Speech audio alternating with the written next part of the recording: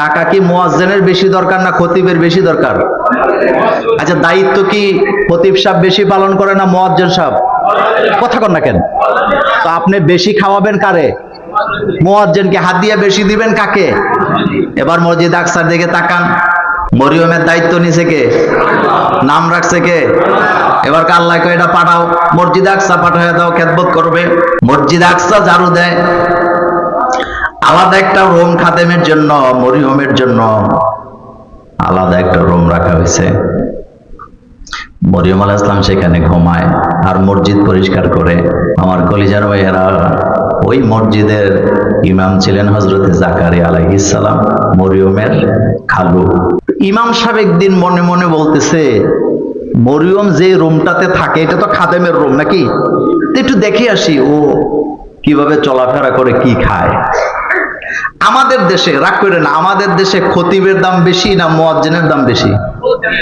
কথা কন না কেন?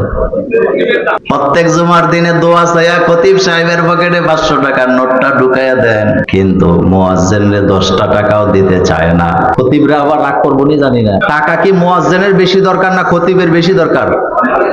আচ্ছা, দায়িত্ব কি খতিব সাহেব বেশি পালন করে না মুয়াজ্জিন সাহেব? কথা কন না কেন? তো আপনি বেশি খাওয়াবেন কারে? মুয়াজ্জিনকে। হাদিয়া বেশি দিবেন কাকে?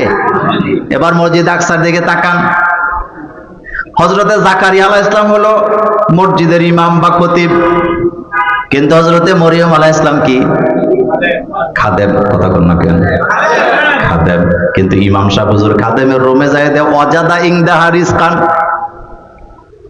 ওয়াজাদা ইনদাহা রিজকানের তাফসিরে আসছে, মরিয়মের রুমে ঢুইকা দেখে পুরাটা রুমে 1 ইঞ্চি জায়গা নাই, জান্নাতি ফল ফ্রুটে ভর্তি, অর্থাৎ যেই ফলের মৌসুম নাই সেই ফলের অভাব নাই। আল্লাহু আকবার বলেন।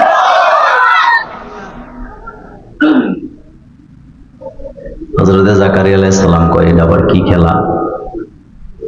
তিনার একটু হালকা পাতলা বিষয়টা লাগছে। কথা তো, নবীদের তো হিংসা নাই, বুঝেন তো, কিন্তু উনি প্রশ্ন করতে 1 সেকেন্ডও দেরি করে না এগুলা দেখার পরে, যে আমি হইলাম ইমাম, আমার রুমে এগুলা নাই, আমি তো চোখেও দেখি না। এখন তো ফলের মৌসুম, এই যে কাঁঠালের মৌসুম নাই, আমের মৌসুম নাই, জামের মৌসুম নাই, কিন্তু মরিয়ম আলাইহিস সালামের রুমে কোনো ফলের অভাব নাই। মৌসুম ছাড়া ফল দিছে কে? ডাইরেক্ট জিগাইতেছে, আন্না লাকি হাযা ইয়া মারইয়াম, আন্না লাকি হাযা, ও মরিয়ম এগুলো তোমার কাছে কোত্থেকে আসছে? হযরতে মরিয়ম আলাইহিস সালাম আকাশের দিকে আঙ্গুল দিয়ে উঁচু করে বলতেছে, ওয়াজাদা ইনদাহা রিজকান, যখন রিজিক দেখছে বলতেছে, আন্না লাকি হাযা ইয়া মারইয়াম, ও মরিয়ম এত রিজিক কোত্থেকে আসে? হযরতে মরিয়ম আঙ্গুল দিয়ে আকাশের দিকে দেখায় বলতেছে, আমার আল্লাহর পক্ষ থেকে এই রিজিক আসে।